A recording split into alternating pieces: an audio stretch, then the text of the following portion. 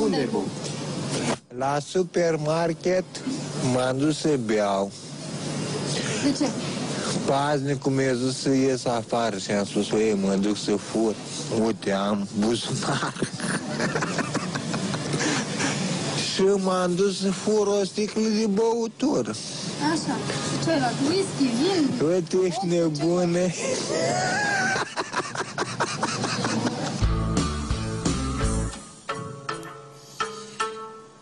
Bună ziua, dragi participanți! Bună ziua, prietelași! Bună ziua și bine v-am găsit la o nouă întâlnire a Alcoolicilor Anonimi. Înainte să începem, dați-mi voie să vă prezint pe colega mea de astăzi, doamna, și subliniez doamna, psiholog Dumitrașcu. Bună ziua, prietelași! Bine v-am găsit!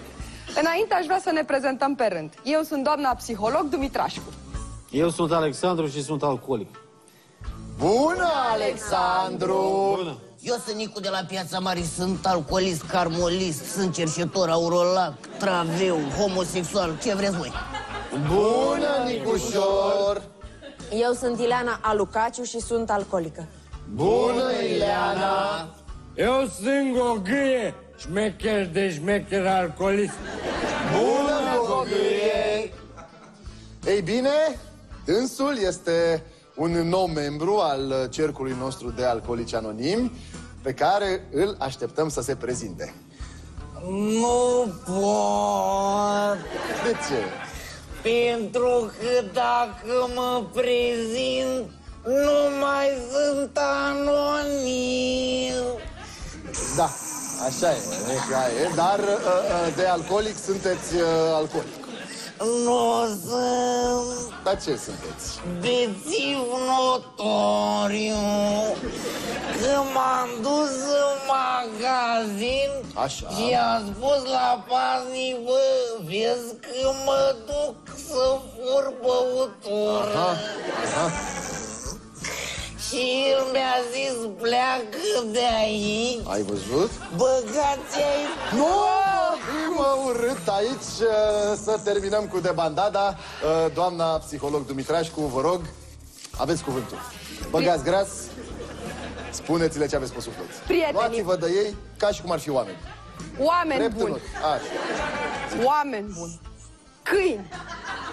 Alcoolul nu ne e prieten. Alcoolul ne e dușman. Așa e. Da. Cum adică dușman? O fi de Dumnezeu a zis să ne iubim dușmanii, sincer. Da. Haideți să vedem mai întâi. Cum ne dăm seama dacă suntem alcoolici?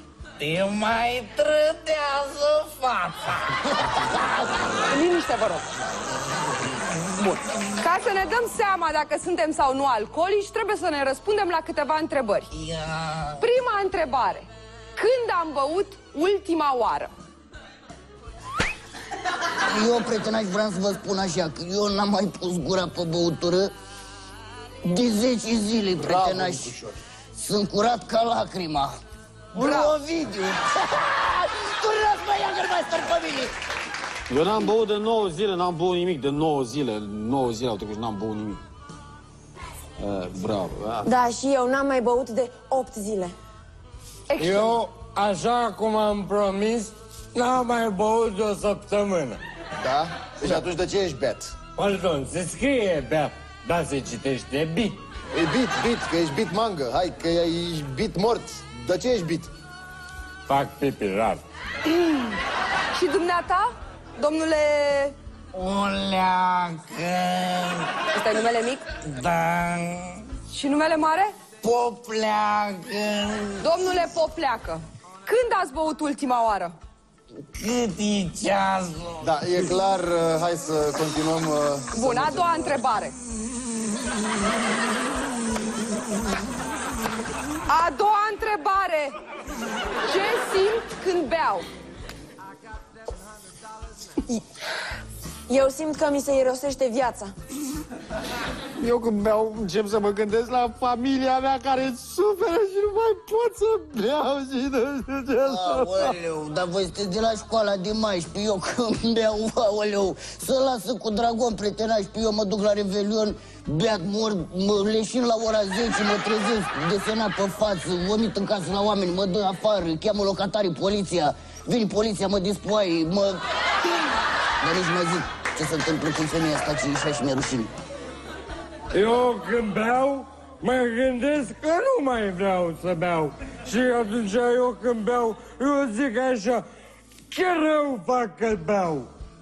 Zic că ce rău fac că beau. Așa. Și nu mai vreau să beau, că vreau și o să merg odată treaz pe strada lui că. Dumneata, ce simți când bei? Domnul... Contraranti vorbitorilor mei, mi-mi place.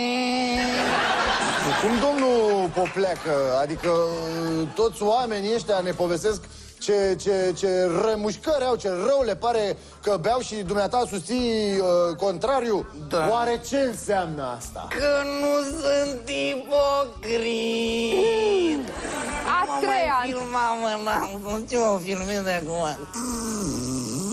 Ce-ai, domne? A treia întrebare. Vreau cu adevărat să mă las de băutură? Da. Da? Da, prietenași. Eu trebuie să plec. Cum să pleci? Nu ai zis că te lași de băut? Mă las mâine de băutură. Că acum a băgat promoții la noi la bar. Dacă e o sticlă de rom, îți dă 2 beri la pet.